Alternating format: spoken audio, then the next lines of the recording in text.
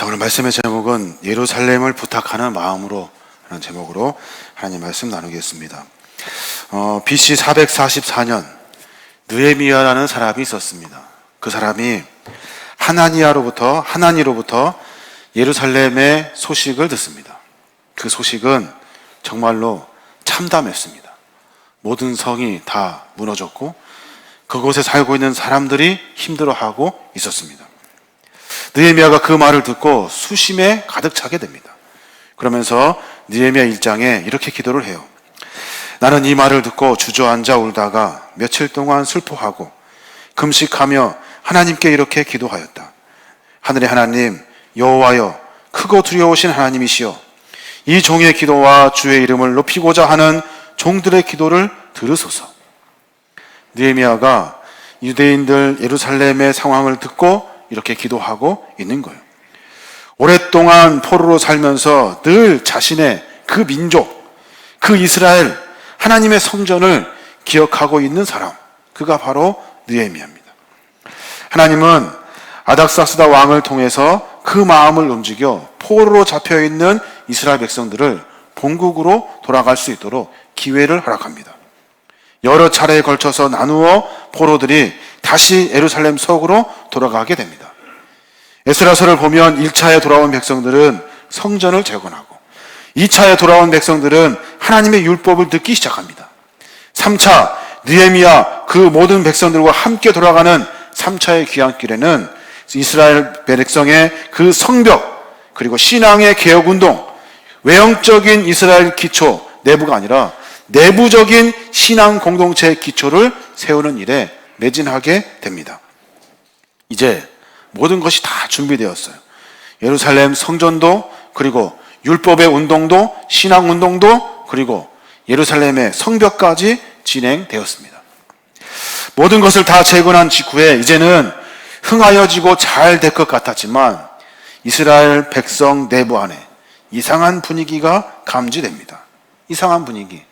그것이 뭐냐면 잘 지어놓고 완벽하게 정비한 예루살렘 성에 사람들이 살고 싶지를 않은 거예요. 살고 싶지 않은 거예요. 그곳에 살면 불편할 것을 뻔히 알기 때문에 그곳에 살고자 하지 않습니다. 왜 다 만들어 놓고 예루살렘 성 안에 사람들이 살고자 하지 않을까요? 그 땅이 어떤 땅입니까? 그 땅은 창세기에 보면은 멜기세덱이 살렘 왕으로 있을 때 그때 살았던 그 땅이고, 아브라함이 이삭을 제물로 바치려 했던 모리아 산과 아주 가까운 곳이고, 다윗이 오르단에게 금 600세겔을 주고 산 땅이고, 그 예루살렘 성은 수도로 정하고 모두가 다 평강의 마을, 신성한 도시라고 이름을 붙여서 그 땅이 굉장히 신성한 곳으로 여겨졌습니다. 그곳에다가 솔로몬은 하나님의 성전을 짓죠.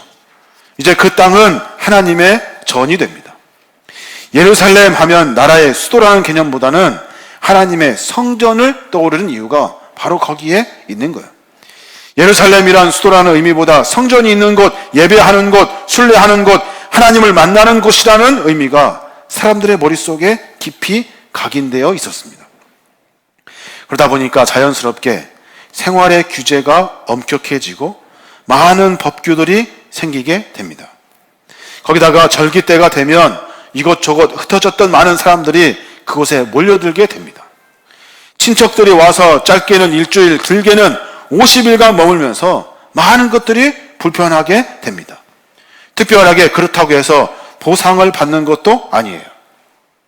예루살렘 성은 늘 식수가 모자랐고, 예루살렘 성은 늘 상권도 형성되지 않고 거주지가 넉넉하지 않았기 때문에 매번 척박한 땅이 돼버립니다.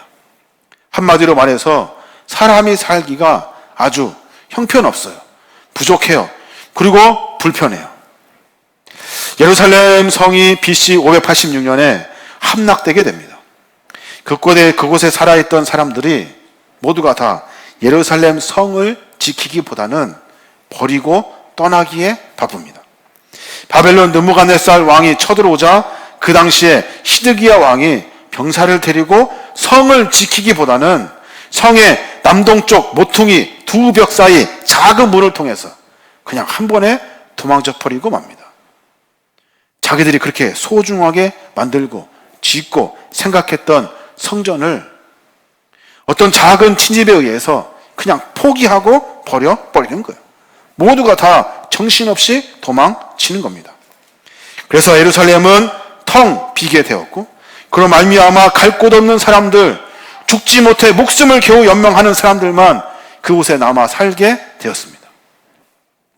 사랑하는 여러분, 저의 부족한 소견으로 이 시대의 교회가 그렇게 되어가고 있다고 생각합니다. 아무도 교회의 사명을 감당하려 하지 않습니다. 어렵고 불편하고 적당하기를 원합니다. 어디서부터 잘못된 줄 모를 만큼 교회는 다 흩어져 버렸고 사명은 다 잃어갔습니다. 성전을 통해서 하나님의 신앙이 전달되어야 하는데, 성전을 통해서 하나님을 섬기는 거룩한 마음들이 모여져야 되는데, 삶은 폐허가 되고 세상 방식으로 삶을 살아나다 보니까 우리 마음 가운데 하나님을 잃어가게 되는 겁니다. 사람들의 머릿속에는 사람들의 관심, 예루살렘이 아니라 다른 것이 관심이 더 많아요. 그래서 성전은 점점점 더 사라져가고 피폐되고, 그리고 모든 사람들의 시선에서 멀어지게 됩니다. 절기도, 예배도, 기도도, 신앙도 점점점 다 희미해져 버립니다. 자신들의 정체성도 사라져 버려요. 내가 그리스도인이라는 사실을 새카맣게 잃어버리고, 내가 하나님을 섬기는 사람이라는 사실도 잃어버리고 세상에서 그냥 그렇게 살아갑니다. 왜냐하면 그 성전에서 사는 것이 불편하거든요. 지켜야 될 것도 많고 희생해야 될 것도 많기 때문에 그냥 가차없이 버려버립니다.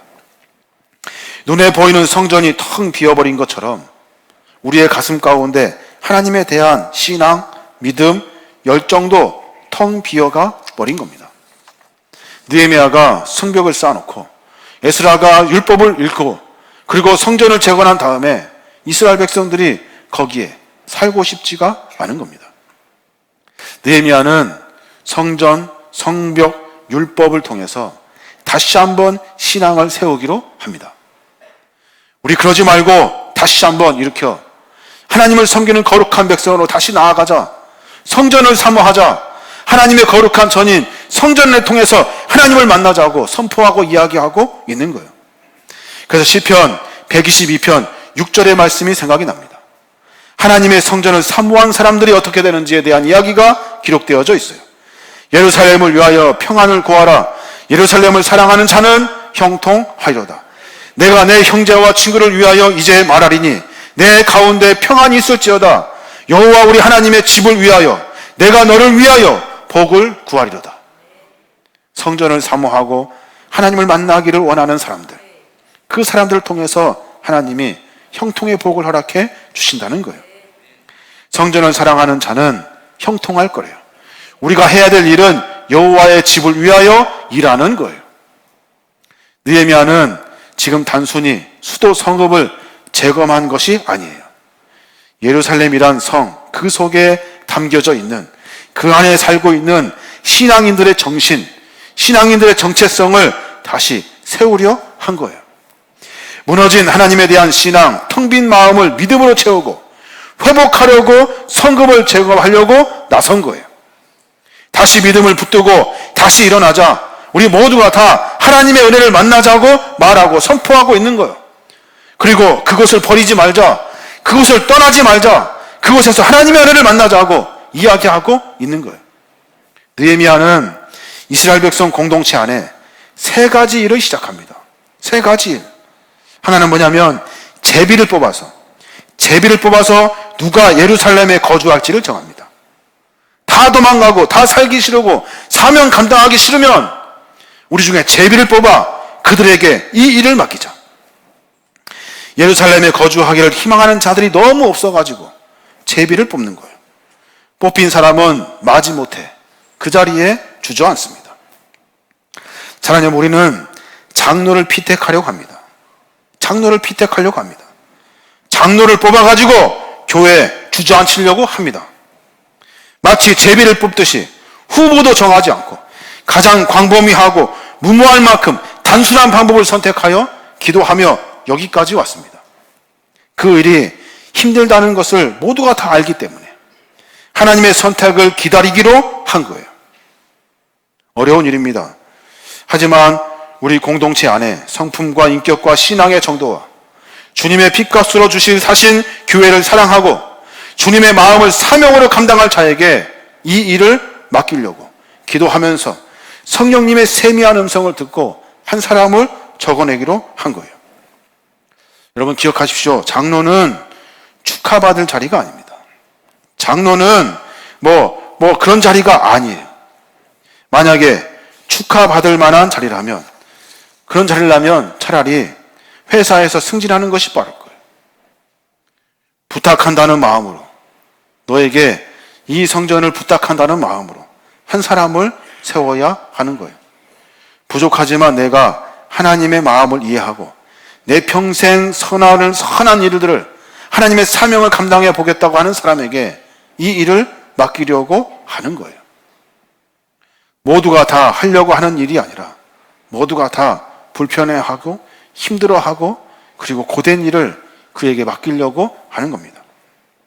또 하나 느헤미야가 한 일은 뽑힌 사람을 예루살렘에 거주하게 합니다.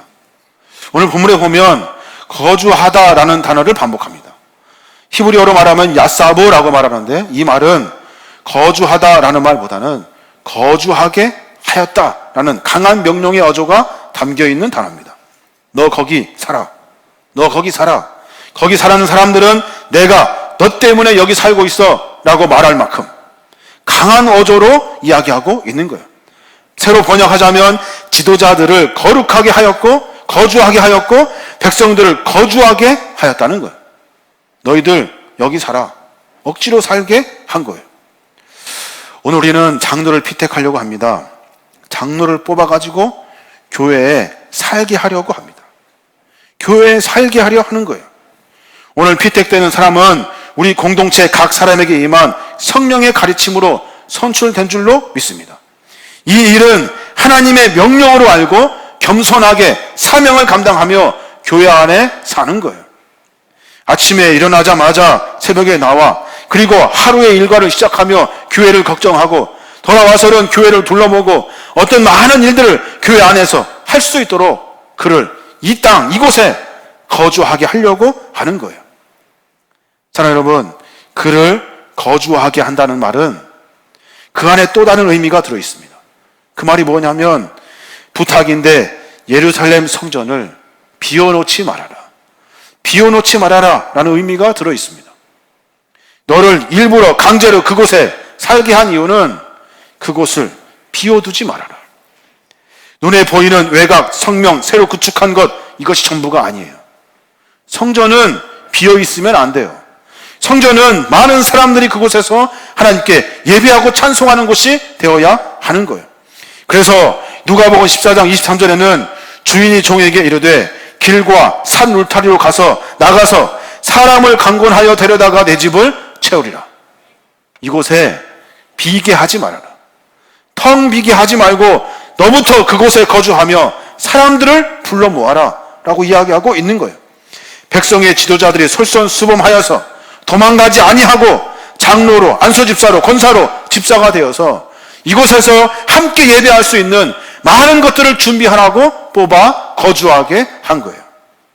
그 일을 맡은 사람을 우리가 오늘 뽑으려고 하는 거예요. 자, 여러분, 우리는 장로를 피택하면서 그를 자랑 삼으려고 하는 것이 아닙니다. 그가 하는 헌신과 수고와 애씀과 그의 몸부림을 우리가 인정해주고 그를 돕고 함께 협력하며 살아야 하는 거예요.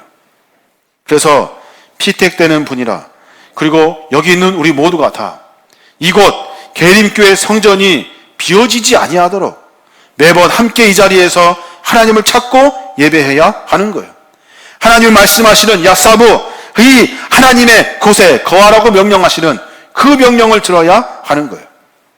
이제 느헤미야가 마지막으로 한 일은 뭐냐면 거주하기로 한 자원자들, 거주하기로 한 사람들에게 모든 백성들과 함께 복을 빌어 줍니다. 사랑하는 여러분, 이번에 핀택된 사람뿐만 아니라 직분자를 위해서 우리 모두가 다 기도해 주어야 하는 겁니다. 하나님이 복을 주시기 바란다. 너희를 위해서 기도한다 해서 그치는 것이 아니에요. 이 말은 내가 너와 함께 동력하겠다, 내가 돕겠다, 협력하겠다, 따르겠다, 같이 기도하겠다라는 의미가 들어있어요. 잘 됐다, 너는 여기 살아라, 나는 저쪽 가서 편한 곳에 살겠다, 그래 미안하니까 내가 가끔 기도해 줄게가 아니에요. 함께 돕고 협력하고 따르고 기도하겠다는 의미가 그 안에 들어 있는 거예요. 백성들은 그를 위해서 복을 빌어 주었대요. 그러면서 모두가 다 성전에 사모하는 마음을 갖습니다.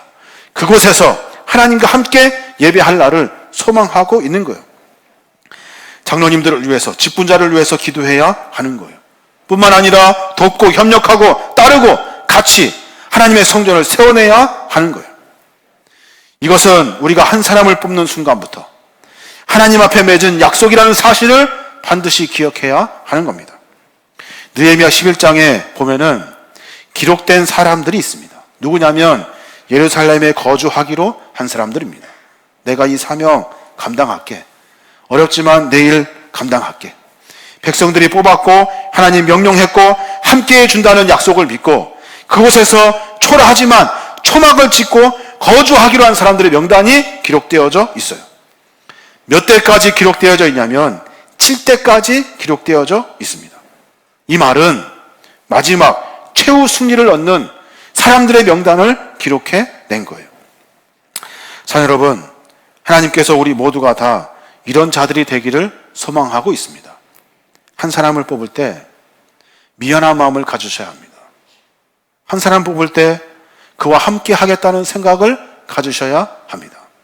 그리고 우리 그들을 통해서, 우리 모두를 통해서 하나님의 성전에 많은 이들이 하나님의 복음을 들을 수 있도록 모일 수 있도록 협력해야 하는 거예요. 그게 바로 우리의 사명이 되는 겁니다. 이 일은 어렵고 힘든 일입니다. 우리 모두가 다 사명을 감당하듯 한 사람을 뽑아내어야 하는 겁니다.